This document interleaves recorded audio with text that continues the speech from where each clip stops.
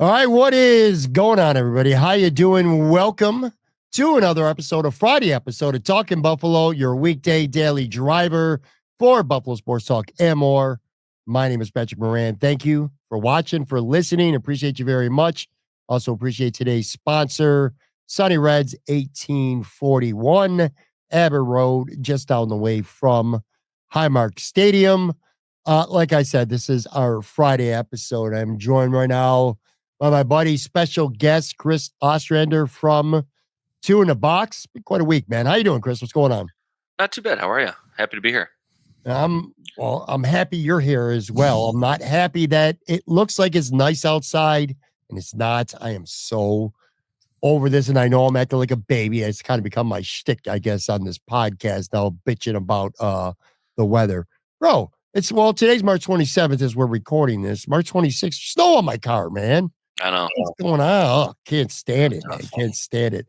By the way, opening day, as we record this anyway, by the time most people listen, and already the games will be in the books. But opening day for baseball, man. MLB opening day. Are you if I remember correctly? I could be wrong. I know Chad is. Are you a Yankees fan as well? I'm not. Okay. Yeah, not a fan of the evil umpire.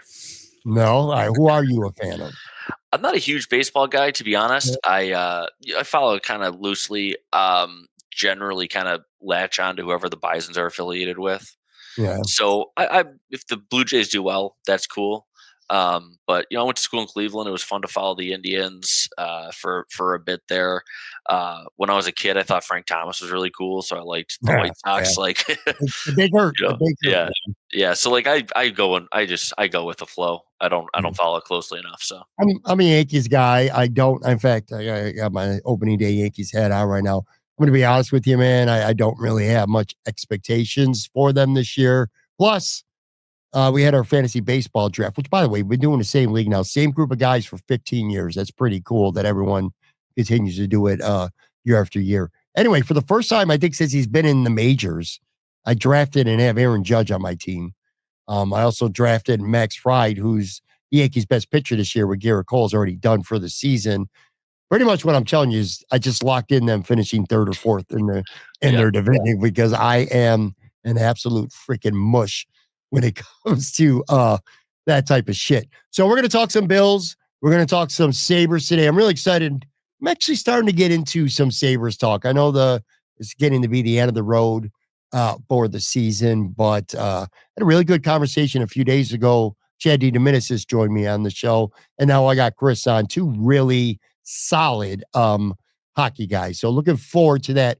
Real quick, though, and again, I need to preface this. We're recording this around lunch hour-ish on Thursday. If any crazy shit goes down with Buffalo sports, that's why we're not discussing it.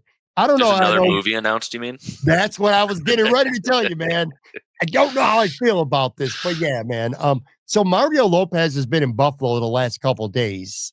AC Slater from Saved by the Bell. More people probably know him by his character name in that show than who he actually is. But anyway, he's been in Buffalo, in Lancaster, shooting some selfies and, just documenting his time here. And he said he was filming a movie. I had no idea what it was about. He was talking about the weather and shit in Buffalo. But Thursday morning, the Bills, and now a bunch of people actually announced that they're filming a movie, a Hallmark movie, Holiday Touchdown, A Bills Love Story. I feel like I know the answer, but you never know. I'm going to answer you this. So I don't know if you know, last year, they actually did the same thing with the Kansas City Chiefs. They had a Chiefs love story, and it was largely centered around Travis Kelce and Taylor Swift. There was actually two movies, but that one specifically, a Chiefs love story. This year they're doing a Bills love story. You're a Buffalo guy. How do you feel about that? I got mixed feelings. It's cool in a way. It's like, oh, then I'm also cringe because it's one of those Lifetime movies. Is going to be so Mario Lopez. That's just going to be whack as hell, man. How you feeling? I'm not going to watch it for the screenplay. Let's put it that way, right? I try to watch like Buffalo set movies when I can. I'm a little behind. I have to admit, I haven't watched there's a movie with Zoe Deutsch, Buffaloed, where she's like a con artist or something like that. I've not watched that one yet, but I know they Me didn't neither. film that here, which is a bummer. Like I always like the ones where they film it here. Like, um, this isn't a Bills movie, but there was that Keanu Reeves movie that they did a few years back, and it was cool just because they got some shots in South Buffalo, down through the grain elevators and stuff like that. So I was like, oh, like they got some good scenic shots of the city. Not the best movie, but it was still cool. Like it's fun. Like it's cool that like we're like kind of first, right? Not first, obviously the Chiefs movie, but you know, Buffalo, I feel like, we often feel like we get forgotten, nationally. Yeah, And so I think it's kind of cool that we're getting second billing on the Hallmark NFL partnership here, or whatever it might yeah, be. That's not too bad. And they're going to film it here. So like you're not going to have, you know, I just saw a thing with Rob Lowe talking about filming, and like they film stuff in Budapest all the time now. And like instead of filming in the States, because like the tax credits aren't always people, there. yeah. Yeah, and so like it's cool that they're going to film it here. So like hopefully we get some cool shots of different than the burbs or wherever downtown, whatever. So that's exciting too. You mentioned Rob Lowe. You might have been talking about an episode. He had Adam Scott on Hmm. recently. Is that the one you're talking about? Yeah. I heard him talk about it with Adam on that show. Yeah, they stopped filming a lot of stuff in LA just because of, like you said, the tax credits. You also brought up a good point that I never thought about. Lost in the cheese of what this movie's going to be and the cringe of what this movie may be. It is pretty cool on a national, beyond Buffalo, on a national spotlight for them to think of Buffalo for sure. So that would be pretty cool. Um, I didn't watch the one that was called The Chief's Love Story, but however, there was another one similar and it was called Christmas in the Spotlight. And look, I'm going to tell you this, Chris. I am a very cheesy dude. I'm a nostalgic dude. You won't find somebody who likes cheesy 80s music and cheesy 80s movies and all kinds of stuff like that more than me. I live for that shit. But this was too much. This was the biggest pile of shit, literally, that I had ever seen in my entire life. I mean, it was really, really bad. But yeah, you're right. Anything that's involved with Buffalo, there's going to be scenes. You're going to see background stuff with, Western New York architecture and shit like that in the background is going to be really cool. I also know they're doing I think it's called One Before I Die, a Bills film or documentary that Oh, they're okay. that they've been making. I only know that because last summer I was at Resurgence and Stevie Johnson and Eric Wood had a children's book signing together, and I went there, hung out with those guys a little bit, and Del Reed comes walking in. I know you know Del. Hmm. Slap says, "Pat, what's up?" I give him, hug it out like we boys always do when they meet up. And 2 seconds behind him was this film crew, cameras in the face, boom mics, walking over. They were following Dell. It was the first day that they were following him around. It's pretty funny how he's Oh, that's cool. become such a big ass celebrity. Hmm. Yeah, that's another Buffalo thing coming down the chute. I'm gonna watch it. Can you think of like if this was gonna be a Buffalo movie casted with Buffalo people? Chad Michael Murray's like the known actor. He'd have to be, I guess, the star. I have to get one of like the women from one of the TV news stations, Melissa Holmes. So somebody like that to be the female lead in a Hallmark Buffalo love story kind of movie. I'd go with like a dark comedy. Give me like William Fincher and Christine Baranski and like a dark comedy Bills movie. I think that'd be a killer. But they wouldn't film. That wouldn't go on. That'd be a streaming series versus a Hallmark movie. But yeah. Um, let's before we get in, let's talk a little bit of Bills here, and then we'll get into some Sabre stuff. This won't be a very long episode here today on Friday. So we're about roughly a month out from the draft right now. Do you get a sense, and this is just gut feelings, obviously neither of us have any kind of inside information. I don't even think the Bills know what they're going to do in the draft yet. They're still going through their process of figuring out the guys that they like, making their big board and figuring out how they're going to approach the draft. That's a process for them. So this is just a gut feeling, a sense. Being about a month or so out, do you get that sense that Brandon Beane come draft night, like when you envision it in your head, do you see him doing something splashy, like a significant move up, maybe a pretty notable draft day trade kind of deal? Do you see something brewing with Brandon Beane, or do you just feel like he's just going to take the best players that he possibly can? What's your That's sense telling you right now? I'm sure he's going to trade up at least once. He loves to trade up, right? So like you got to count on him to do it at least once or twice. Whether or not he does it more than that, we'll see. And he's got the extra second, right? So Yeah. he can move up in the first round if he really wants to. I do like. I just look at how they've tried to build the roster the last couple of years, and the cap maneuvering that they've been having to do. In this reality of having a top three quarterback.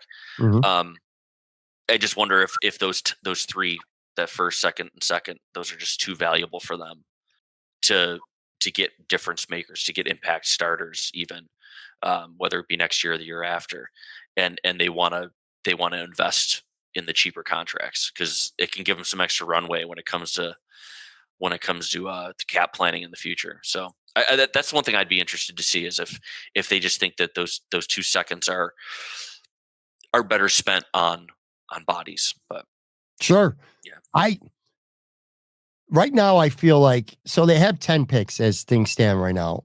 I don't think they're going to make 10 picks because no way. Yeah. there's not 10 available roster spots. Mhm. You're going to be drafting guys who have no chance of making this roster if you pick, use all 10 picks. So I do see some maneuvering like, and it doesn't necessarily mean they got to do anything big. Like they could trade a couple fourths to move up into the third, or a couple sixes to move up to the fifth, things like that. I think they're going to package multiple things so that they end up having less picks this year. That could also mean maybe they trade, a fifth rounder this year for a fourth next year. So they have one less pick this year and they get a better pick next year and a bigger pick next year as well. I could see that. I do see a potential move up, but I don't see anything crazy. Like they're picking at 30 as things stand right now. I could see them going up 4, maybe 5 spots to go get a guy if he's there that they really like. I don't think they want to lose either of those two number twos. That's how I feel right now anyway. If they could use, 30, maybe a fourth, something else, and that could get them up 3 to 4 to 5 spots, maybe max to go get a guy. Depends also what they're doing. Defensive line, I feel like it's a little more, the depth is there. We're not going to get into prospects today at this point, but there's more depth when it comes to the defensive line. Now, corner, if they really are locked in on wanting to get a corner in the first round, which is very possible, maybe, that's a little thinner in the first round. Maybe they move up more to go get them. But yeah, I'm kind of with you. This is a very mysterious time for the Bills right now. It's kind of leading into the next point that I want to ask you about. These suspensions, they've been talked about already. We don't even talk about them here. Michael Hoehct, Larry Ogunjobi, they're going to be suspended for the first 6 games. And then I look at a defensive line, Chris. So potentially come week 7, Bosa, Oliver, Jones, Groot, Ogunjobi, Hoyt, both of them back, Ebenesa, Dwayne Carter. That's 8 dudes right there. And I'm not even counting Javon Sullivan, so that's 9. Everyone's talking about the Bills, having to add to the defensive line through the draft. I mean, they may take 2, hell, maybe even 3 defensive linemen in their first 3 or 4 picks in this draft. But I go back to these suspensions, and some people are like, it's not a big deal. I think it is a big deal. First of all, because you got 2 valuable players who aren't going to be out there for the first 6 weeks. You can't take it for granted. You're going to start out 4-2 without them, 5-1 without them. But more importantly, it's like at some point, they're coming back. You only got room. I just named 9 guys. You Mhm. only got room for maybe 1, maybe 2 at the most, more defensive linemen on this team before some of these guys start getting cut. Daquan Jones, Epinesa. But you can't cut them now because you got 2 guys who are going to be suspended for 6 games to start the year. And it's kind of mysterious to like really an unknown of how they're going to proceed addressing defensive line. Now, the draft is not just about this year. It's about this year in the future, of course, too. But do you think that might muddle up a little bit how they're approaching this draft with I 2 guys hadn't being thought of it suspended? that way. I really hadn't. It's a good way to look at it. I think because to your point, like when they're all healthy with Javon Salmon, like, yeah, like what you got, maybe one more guy in your rotation, Yeah, that's and it. they might not even be active, depending on the day on the week. That's yeah, it's really tricky. I hadn't done that math at all. I really felt like they would go D tackle in the first round. I still think they're Um, going to, or they could for sure. right. Yeah, it's not out of the question. But yeah, like you're gonna have 2 reserves. Like they're gonna have to sign somebody to fill for Hoyt and Ogunjobi, or Yeah. 2 guys possibly, and then they're gonna probably cut them. But if someone pops, like, then you're in even a bigger mess. So, yeah, I don't know what the plan of attack is gonna be for them, because there's like they're kind of stuck with 2 guys the same position group, being out for that length of time. Before the suspensions, my mindset was they're going to draft defensive linemen, and that hasn't changed. They are going to draft defensive linemen, but my mindset was, well, that can mean Daquan Jones is getting cut after the Mhm. draft. That can mean, hell, AJ Epinesa might be a surprise post June 1st cut after the draft as well. But again, having 2 guys who are going to be key parts of this rotation out for the first 6 weeks kind of muddles that a little bit. And when you look at this, I'll say this too. I mean, they have the numbers right now, but Javon Sullivan's a 5th round pick. There's no absolute guarantee he's going to be an important part of this team or even be a part of this team. Dwayne Carter was a 3rd rounder last year. I know the Bills want to give him a much better look this year, but nothing's set in stone that he's going to be a firm part of that rotation. It just, I don't know. Like I said, the suspension really muddles things up for me. Not so much about if the Bills are going to take defensive line because they're going to, but how they proceed afterwards. They're going to have an abundance of them at some point. One more Bills question I want to ask you, and this is a hard one. I don't even know that I know the answer to this, and I've been thinking on this, and I'm just asking you this now. You look at the Bills' offense. So they add Josh Palmer. They added Laviska Shenault, but I'm not really counting on him for anything right now at this point. They lose Matt Collins, and doesn't look like Amari Cooper is coming back. So basically, they're kind of sort of running the same offense back with just one switcher wide receiver. I feel like their philosophy to be sustainably great is going to be their younger guys stepping up. 2 of those guys are their first overall pick over the last 2 years, Keon Coleman, Dalton Kincaid. Of those 2, do you think that one of them is more important to the Bills' offense this year? And if so, who? This is tough. It is a tough question. I guess I'd go with Kincaid, right? Yeah. Like, they drafted him with a premium pick. They talked about him as you know, think of him as a wide receiver, right? I know Jeremy White makes that joke all the time, but they talk about him that way. And I think you gotta look at Knox as the guy, or I'm sorry, Kincaid is the guy. I apologize. My sister was just at the airport with Dawson Knox, and she texted me about it, so I got Knox on the brain. Um, but yeah, I like if Kincaid's gonna be the pick that he was promised to be, if you will, like, he's got to be a central part of the offense. And yeah, maybe if we learned that he was banged up, right? So maybe if he's fully healthy and he can be a more effective piece. But the other thing for me though is it struck me they never used him the way that you would have wanted to best utilize his skill set. He's not that he's going to stretch the field, but you're not throwing a lot of those. Like, he's not like a deadly seam option in the middle of the field. He's not, his depth of target's not super duper deep for a Right. guy who's supposed to be a matchup nightmare. He's catching a lot of underneath stuff, and it's kind of like the same thing like with like we talked about before with like Curtis Samuel too, where like you always I always thought of him as more of an all toolsy type of guy, and instead they're throwing bubble screens to him. Yeah. Um, and so yeah, like, are they going to use him the way that they need to is another big question mark. But yeah, give me Kincaid. I think if you're going to get a difference maker out of that group, it's probably should be Kincaid. I feel like it's a little unfair too. I ask you a tough question like that when I don't really even have a good firm That's what answer. that's the art of podcasting, buddy. Yeah, exactly. I don't really have a firm answer myself. I think they're both.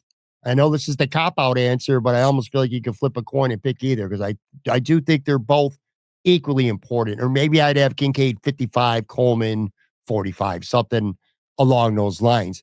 We don't know who the real Dalton Kincaid is yet. I That's know. the Yeah. thing after 2 years.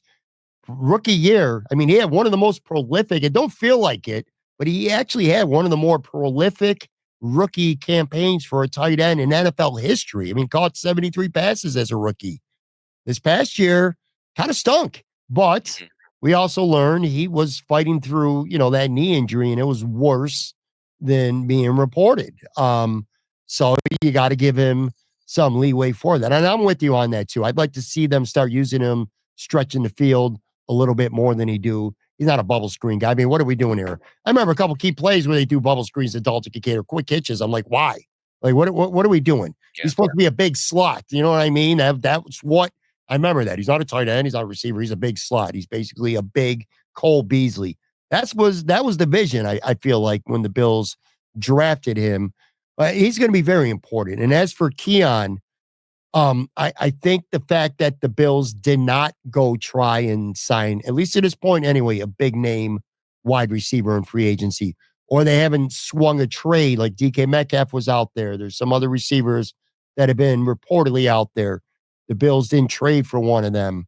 Well, I mean, we still got the draft to go. If they draft a guy in the first round, then, it's kind of refutes what I'm saying. But I feel like right now that they're counting on Keon Coleman to take that next step. And the one thing I've noticed, Chris, I was talking about this a little bit yesterday too. Since Joe Brady took over, the alpha male number one wide receiver died. Like literally the week he took over. Stephon Diggs was a target hog. And that was mostly a good thing for the Bills offense through his 4 years. But once, who the hell? Ken Dorsey, I couldn't think of his name. The guy who got fired, Dorsey, got fired. Joe Brady took over. From that instant, there was no more number one wide receiver on this football team. And I feel like this year they look at it as, and you get throw Kincaid in there too. They got 4 or 5 number two options. Number two, number three, whatever the hell you want to call them. It doesn't really matter. I don't think this team necessarily wants a alpha number one male wide receiver on it. Keon has been, kind of like Kincaid last year, hurt. Keon had a lot of promising moments early on, got hurt, and then he was a non-factor. I mean, he didn't do shit in the playoffs. 3 catches for 22 yards in 3 games. But I look back to a 2-game stretch last year, and I just remembered it when I was going through stuff. That week 7-8 stretch, played against Tennessee, had 4 catches for $125. And then the very next week in Seattle, he had 5 for 70 and a touchdown. And that's when he just outmuscled that corner and bullied the ball and took that for a touchdown. So you saw the flash. Like the potential's there for both of them, Chris, but I don't think counting on them at this point it might be a little bit of a stretch, although I think that's what they're going to do, right?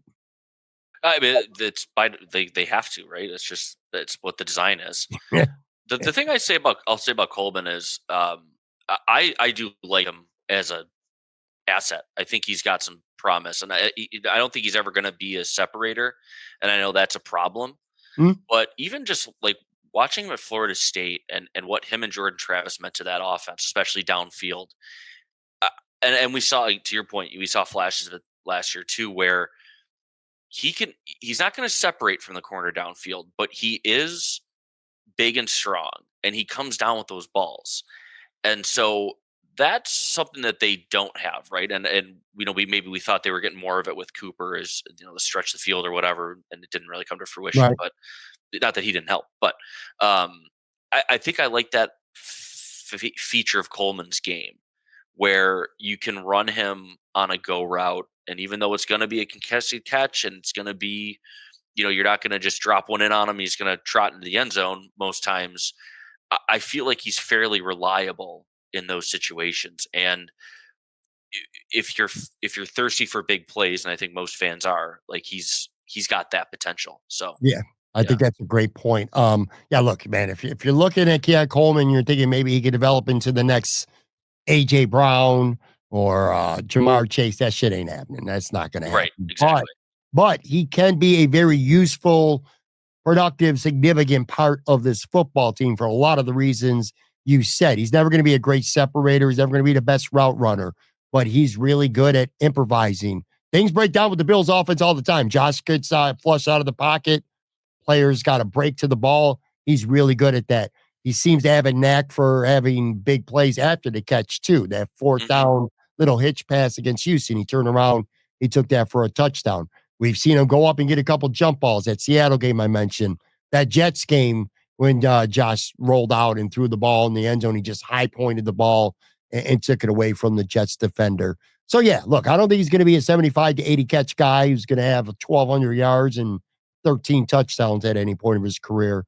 But if you put the the realistic expectation that he could be a really good quote unquote number two, then I think he could fill that role Yeah. pretty well. Like I said, cop out answer. The Bills are basically running it back on offense. So to me, both those guys are pretty much equal. All right, gonna take a real quick break, come back, gonna flip the script a little bit, talk Sabres. However, gonna do something different here, Chris. I'm not gonna shit on the Sabres. They've been playing pretty well. And plus, it's the low hanging fruit at this point. How many times can I bring up the Kevin Adams presser? I know you saw some of the stuff we did with Chad too earlier this week. I mean, the Kevin Adams presser. The cool of this, we did an entire episode dedicated to 10 embarrassing moments. I saw you had a funny quote tweet too, so I'm about to eliminate it to just 10 or something like that. But anyway, That's not enough, man. that's not enough. And it wasn't enough. But gonna kind of flip the script. I actually want to talk about a couple reasons for optimism, except for one. The Buffalo Sabres coming back right after this quick break.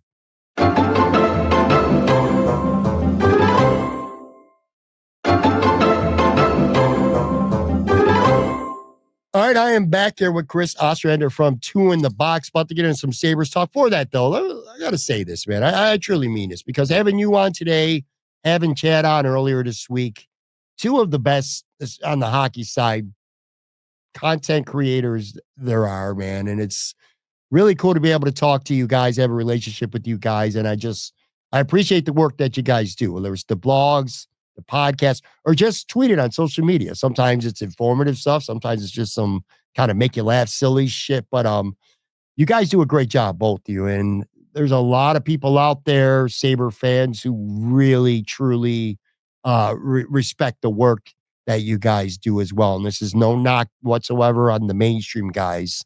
It's just that there's a lot of fans out there that prefer the work that you do, the things you do, things Chad do, stuff like that.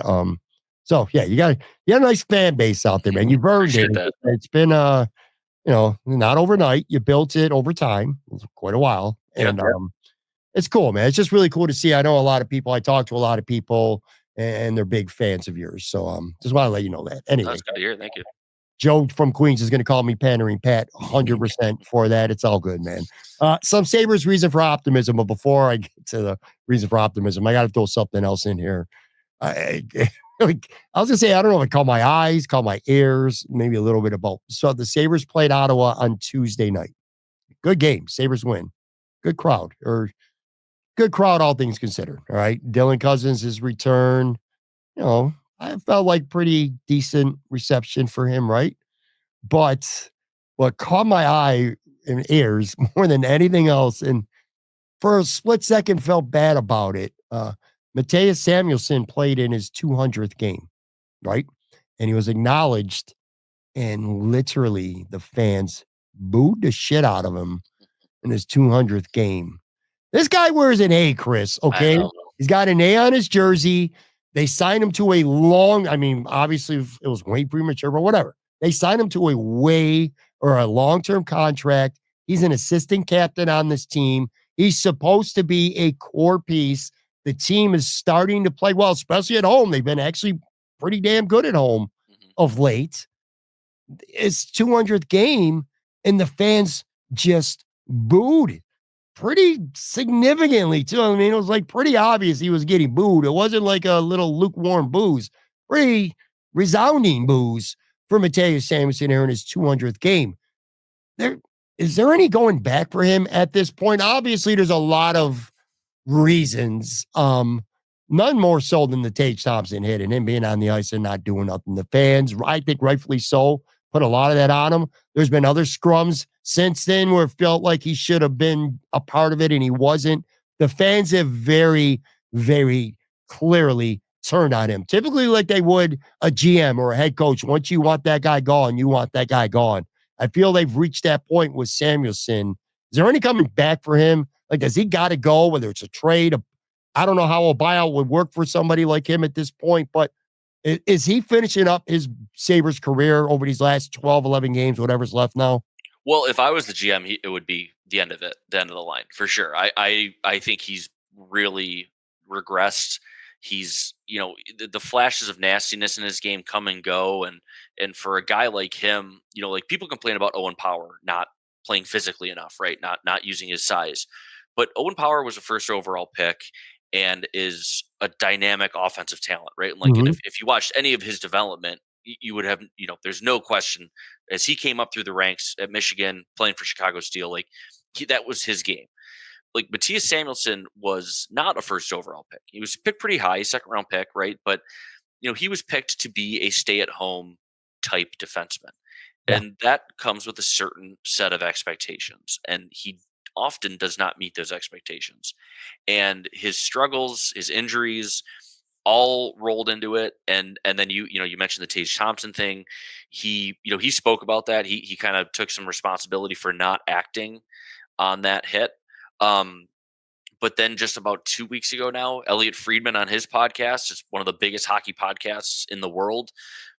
He didn't name Samuelson by name, but it was very clear that's who he was talking about because at Detroit, when it got real nasty at the end of that Detroit game, Samuelson didn't engage. And Friedman made a point to say, like, you still have guys there who aren't engaging, who aren't stepping up for their teammates. And I think the fans are noticing it. They're noticing how much he's paid, how long he's here for, the A on his sweater, like you said, Pat. And then he's not performing very well. And people are smart enough to be like, get this guy out of here. Like we're done with it. And you mentioned the buyout, and just to clarify on that, he is, because of his age, the Sabres will only have to pay him one third of his contract on a buyout.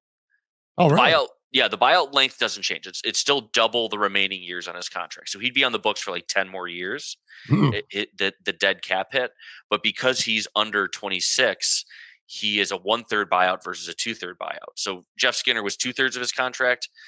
Matthias Samuels would be one-third. And I think the cap hit is something like 725,000 or something like that, spread out over 10 years, which is a long time. But that's a minuscule. That's less than a fourth liner makes. Um, that's very easily managed, especially if the cap's going to go up like the NHL said. So a buyout to me should be a no-brainer. I'm sure that there's a team somewhere who would have some interest in him as a trade chip. So I would hope that they explore that. But I think it would be a real. I'll go so far as I think it would be a big mistake to bring him back next year. He's not helping. He's not helping you move forward. So basically, man, I mean, if you get a fifth round pick for him, you do it in a second because if you could trade him, that means you don't got to buy him out. So Right. that that money for 10 years, if that feels like an absolute no brainer. It's going to go down as I don't even want to say one of the worst all time signings because there's been plenty of them, but he certainly should be in. If this is the end for him, and if he's moved after signing a long term deal and literally just played his 200th game, which he got booed at, that will go down as one of the really really bad Oh yeah. extensions in the history of this organization. But anyway, I don't want to. Like I said, I don't want to put these vibes out much longer with the negativity with the Sabres. I actually want to try to do something a little bit different here. Pretty much the only bright spots, at least that I've talked about, and I know a lot of other people do all season long, is Tage Thompson and Rasmus Dahlin, as we should. I mean, they have both been very good this year. Dahlin played through an injury, he's missed some time, but when he's out there, he's healthy. He's top 5, 6, maybe defenseman in the NHL. Certainly a top 10 defenseman for sure. Tage Thompson is playing great. He's fighting the net. He's been playing with different line mates, playing wing, playing center, having different guys up with him all season long, and he's been really good. But it feels like the praise is almost just limited, for the most part anyway, to those two guys. But I think there's a couple other players and things that really should give you some optimism about this team. Let's start with JJ Peterka. I would ask you about him. So he's got 22 goals this year, which not that I mean that's not world beating numbers, but he's been good again. He's been pretty good, and it also shows to me, like unlike Jack Quinn, who a couple years ago had a great season and then got hurt and has not been the same since. JJ Peterka had 28 last year. This year shows me that last year wasn't a fluke, I guess is Mhm. what I'm getting at. What have you seen that you like and that's sustainable when it comes to JJ Peterka? For sure, it's the offense, right? Like the offense, no question. He has a phenomenal offensive talent. He's dangerous when he's on the ice. He combines very well with Tage Thompson, whether Thompson's playing wing or at center. And so you've got someone that you can really reliably count on at the top of your lineup. And it would be nice if he could get, and he'll be close to it because like you say, he's at 22 goals, they got 12 games left. He can flirt with 30 again. I don't know if he'll hit 29, or 30. He'd have to have a couple good games probably, but he's been producing really well. If he falls at like 25, even 27 goals, that's a good season. Yeah. I think it shows that his progress and his development is still trending in the positive direction, which is great because he's going to get a big contract this summer. He's gonna get at least 7 million, if not more. If they choose to sign him to a long term deal, we'll see what they choose to do. I wonder if they go with the bridge option, but we'll see what the extension looks like. But he should be retained. He's one of those guys out again to your point outside of the Tage and Darlene grouping. He's one of those guys where you look at him and be like, how is this team this bad? How are they last in the Yeah. conference? Like they've got the talents there. How are they not putting it all together? The only thing I'll say about Paterka that I wish was better was his production on the power play. He doesn't seem to be a perfect fit on the power play. Um, there's probably a better way to deploy him, or maybe they could just find a better player for that spot. But overall, like for a second round pick too, like the NHL draft is not the NFL draft at all. And to get a player of his like with his impact in the second round is not that common, Mhm. and it's a huge win for the organization. And I think I know, like, I don't know if you watched it, Pat, but like the embedded from the trade deadline, uh, two different occasions they included Lindy Ruff saying something about the need to change their culture, and I think that was a pretty pointed shot at the Dylan Cousins trade. But you hope that Paterka can be part of the solution, and that he's got the attitude to push the boat forward, because the talent is undeniable, and you just hope that he's got that, those intangibles to add to the mix positively. I want to also a quick reminder that we are recording this Thursday afternoon. The Sabres play Pittsburgh Mhm. Thursday night. So most people who are listening to this show, the Sabres already played. Maybe they played well and we are on the right vibe here talking optimism. Maybe they got blown out and we should be shitting on them again. But just want to let people know we're recording this before they play on Thursday. Like I said, Paterka has 22 goals. Maybe he's got 24 when you're listening to this on Friday. I would argue that maybe the biggest bright spot on the Sabres this season. And Darlene and Tage have been great, but they're great players and they're paid to be great players. I don't even know if that's quote unquote bright side. They're doing what they're supposed to do. Um, Maybe the biggest bright spot for me anyway, I feel like is Ryan McLeod. Mhm. They kind of been a revelation. He's got 17 goals this year. It feels like he's a lot more than just a bottom six center, which is kind of what I kept hearing about when the Sabres traded Savoy for him. Um, he's been really, really good. And I can't imagine that the Sabres don't want to keep him long term. I mean, like he's going to be in line, probably get a pretty good deal. Sometimes is it Chris that players is just about opportunity, and when they get a bigger role in a team, they flourish more. I don't know, too much what he did with Edmonton. I know he was a good defensive forward, but we're seeing a lot of offense with him this year. Big bright spot, right? Oh, for sure, yeah. And I think in Edmonton, the fact that you have, and I know that like Leon Draisaitl will move to the wing sometimes, Mhm. but ultimately the center spine there is McDavid, Draisaitl, and Ryan Nugent Hopkins. So McLeod's center opportunities at center were probably somewhat limited at times, Mhm. especially when you have two of the best players, maybe the one and two best players in the world above you on the depth chart. So yeah, for sure the opportunity part was part of it. The fact that he's able to go play top 6 minutes for the most part this year based on some injuries and other things like that, and so he's really capitalized on it. I think the one thing for him that I've looked at most is like underrated playmaker, really good passing uh, vision and just decision making for the most part, especially in the offensive zone. He's you can tell that if you put him with the right talent in the middle of your lineup, and you mentioned Jack Quinn, like if that guy could wake up, like he and McLeod could make for a really good 1-2 punch. Yeah. Um, so I think like that's been a real bright spot, and he's good on the penalty kill. He can play in all situations. Um, the outlook for me is Josh Norris, Yuri Kulik, maybe Tage Thompson. Depends what Lindy wants to do with him, wing versus center. And then Ryan McLeod. Pretty decent center spine. You're relying a lot on Kulik because he's young. Mhm. But if you're being optimistic and you're looking for silver linings ahead of next year, Certainly McLeod and Norris make for two quality centermen. And if it was me, I would go Tage, Norris, McLeod. But they have some center talent now, which is great. And it's just a matter of he's got to still push the right buttons and probably find a new power play coach. The last time we had talked was, I believe it was before the trade deadline. So the extension wasn't done, but they signed Jason Zucker to an extension. Been a little bit of a run offensive late. Still got 19 goals. He's not playing this game on Thursday night. I think Lindy Ruff mentioned a family matter or something like that on Thursday. But this feels, and to your point, like this team should be better. You talked about Paterka and some of these guys in McLeod performing well. Zucker has been a very good signing for the Sabres, hasn't he? Not just the offense. Again, he's been stuck at just under 20 for a hot minute now, but he's been good, and he's one of those veteran presence that I feel like you want in the locker room. This feels like a W, this extension. Again, I haven't gotten your thoughts on it because last time we talked, they hadn't signed yet. Yeah, maybe one of the best. I should really go back and do a blog post on this now that I think about it. But one of, if not the best free agent signings the Sabres have made this millennium. I mean, Yeah. this side of Yaro Spotchuk, probably best for you unrestricted free agent signings. He has been an absolute home run of a signing.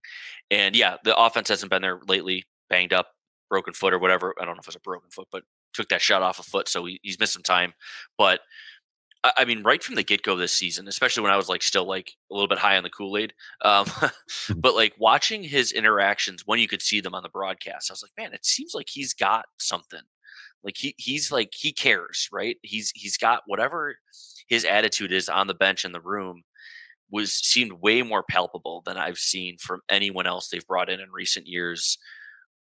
When it's come to what I can see, I'm not in the locker room, so I'm not privy to all that stuff. But what you can see on the broadcast, him talking to guys on the bench, even celebrating goals, Yeah. just seems like he's a really good teammate, and that's the sort of veteran presence they've been lacking. So they got him at a great number, 2 years, 4.75 million bucks.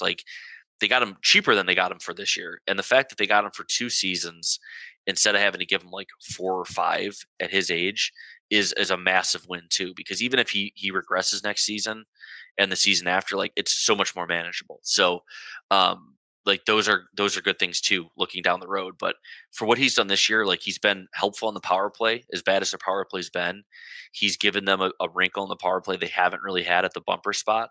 And the production speaks for itself. I think kind of like what we said with the two with just you look at the boxcar stats and they've been pretty solid. So yeah, super positive impact. I like him and Greenway as kind of the adults in the room, if you will, even though Greenway's not super old, but they probably need another adult in the room. They probably need to find one more guy because I don't think Sam Lafferty's gotten the job done for him. But definitely a positive impact on the season for sure. Well, one of the adults in the room that I want to ask you about too as we wind down here is Alex Tuch.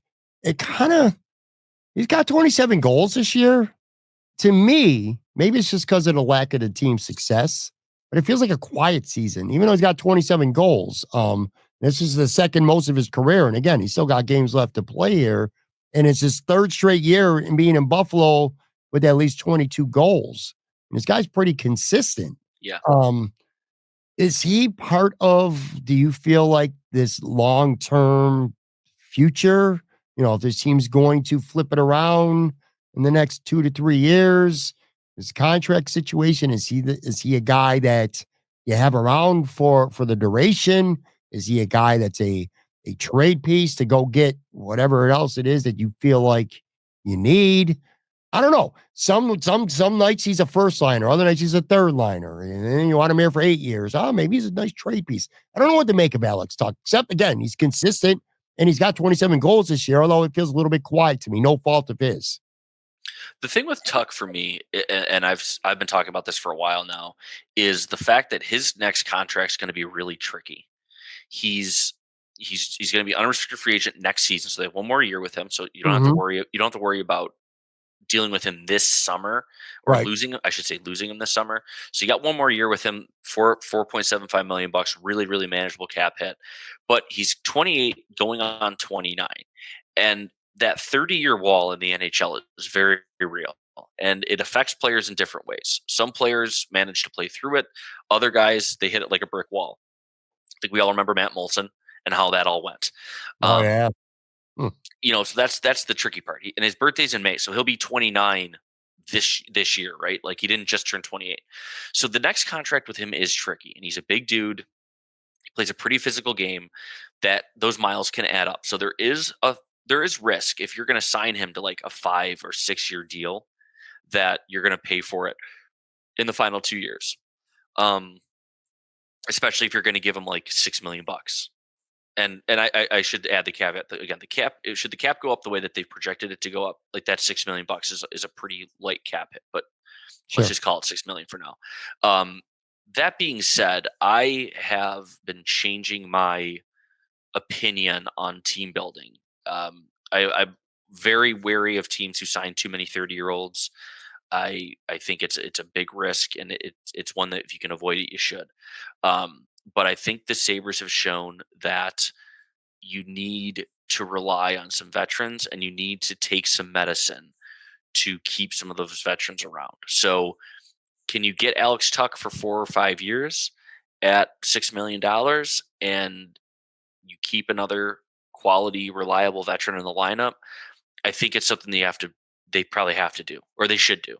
Um, I'd be nervous about those last 2 years, maybe, or last year of the deal, but he's 34 years old, but it's, you said it. He's been very, very consistent here. Even last year, which was a down year, he still hit 20 goals. He had some finishing issues, I would say, at the beginning of this season. He just couldn't hit the net, but he is really like a prototypical middle of the lineup power Yeah. forward. And they play him a little bit higher than he probably should, playing on the top line when he has. And again, they've shuffled the lines up a little bit, so he's playing in the middle of the lineup now. But he, like, if the Sabres, in a perfect world where this is a serious franchise and they actually make the playoffs, like he would be like, he's like the exact guy you want on your second or third line. And you can put a letter on him. You can count on him for 20, 25 goals. Like, that's a great asset to have. He's great on the penalty kill. He's good on the power play.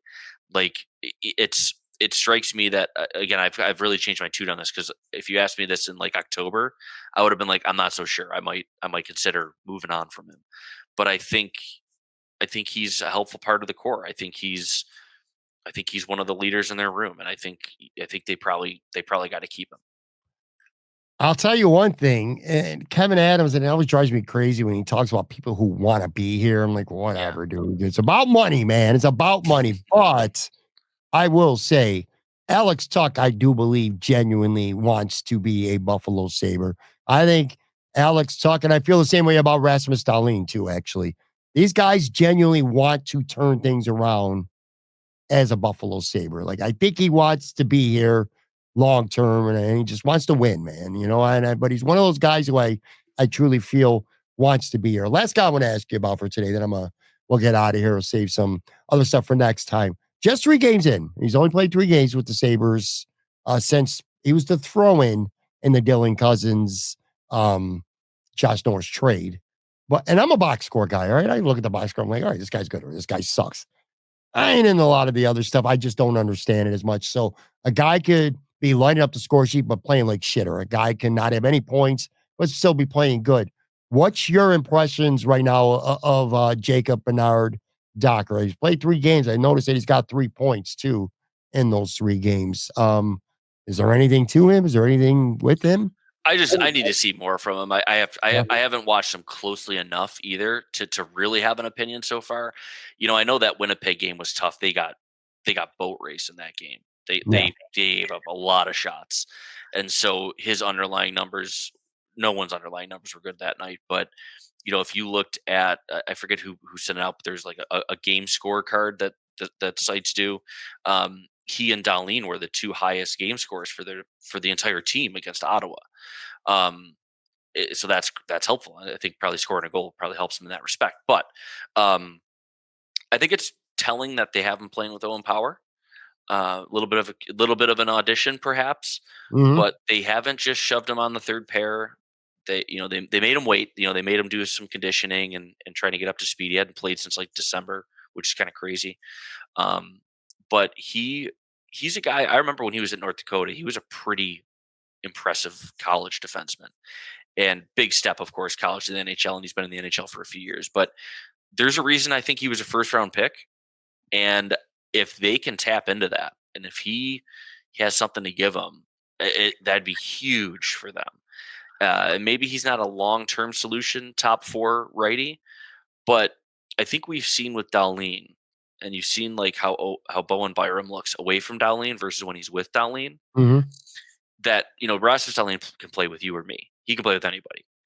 And Owen Power has shown some signs of that. He's not quite as impactful as Darlene, but he has some similar traits.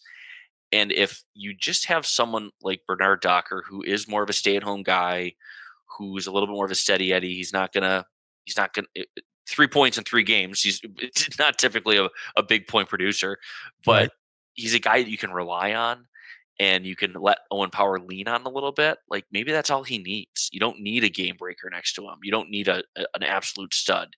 You just need someone reliable. So I need to see like 2-3 more games out of Docker to get to start forming a little bit better of an opinion. But so far, it's been nice that he's trying to catch Dylan Cousins' production at post trade, which is good. Some like I said, some optimism here to wrap Yeah. up the show. I'm gonna end it by saying this though, and this is not really optimistic. This team's gonna finish just strong enough to not end up with a top 3 or 4 pick, aren't they? Like they're gonna I hope probably not. finish 4th or 5th from the bottom, and then somebody who's got a worse chance of winning the lottery is gonna win it, which is gonna push them back more. Like they're gonna end up probably with like the 6th pick or something like that, when it's felt like they should absolutely be a top 3 or 4 at worst with this draft. But they're gonna end up missing out on those top 4 or 5 players because they're gonna play just good enough, aren't they? Well, everyone else is coming back to him too. Philly can't win a game. They can't get a save, first of all, but they can't win a game. They just fired Tortorella. It seems like if the Sabres win tonight and Philly loses, the Sabres pass them. And the Sabres So play Philly Saturday, right? In Philly, I believe. yeah, and they got them on this. That's right. They have them Yeah, on the schedule too. So like big game. Nashville can't win any games either. Like, yeah, it seems like the Sabres are sneaking up on drafting, finishing 5th or 6th versus finishing 3rd last. I, I don't need to rekindle 10-year-old tank arguments, but it may be a little. Anniversary of it too this week too. I Or know. 2 days, or it was yesterday. Actually, I think it was on Wednesday, the 10-year Yeah. anniversary of the tank game where Yep. they played Columbus and fans cheered for Columbus. Pretty wild. That was a wild night, man. Yeah, I went to that. I was at the Arizona game and at the Columbus game in Columbus when they locked up the Eichel Oh, pick. that was Arizona. You're right. My bad. Yeah. Well, no. Well, both those teams played pivotal roles in the tank. Mhm. And yeah, those were both bizarre games to go to, for sure. But yeah, like long term planning, it might be better if they have a chance at Michael Meeser or James Hagens versus picking 6th. Though there's a handful of good players in the draft. We'll see what they do. I'm of the opinion if they're not going to get Misa or Hagens, I'd like to see them trade the pick, but I don't know if that'll happen. It's pretty rare to see that pick that high get moved, but that's what I would do if it was up to me. We're gonna get out of here. For that, though, I gotta have a shout out, Chris, to the country of Finland. Shout out Finland. So I follow I like to track, how this show does. And it's really weird with Apple Podcasts. You get ranked sometimes in these countries, like I don't know, Egypt, whatever, but Talking Buffalo's 45th right now, the 45th, and this is among football podcasts on Apple. 45th in Finland. And we're on the charts like in China, the US and Canada, that would expect whatever. But Finland, I'm like, Finland? How about you and I go take a trip to Finland and we will personally thank the good people of Finland. UPL must have been promoting us or something to Finland. Yeah. He's a Finnish guy, right? I was like, he better be, or I'm going to sound real dumb. But it's just really weird. I don't know. I was looking at the tracking. I was like, Finland, cool, man. That's funny. Anyway, all right, man. Make sure you go follow Chris on Twitter at 2ITB_Buffalo. I'm getting better at that now. I have that. Yeah, you're getting there. On the show notes. Of course, check out 2 in the Box. One of my favorites here, Chris, man. Really appreciate you, buddy. Thanks a lot. All right, guys. I will be back live Sunday night Joe from Queens joins me, 9 p.m. Talk to you then.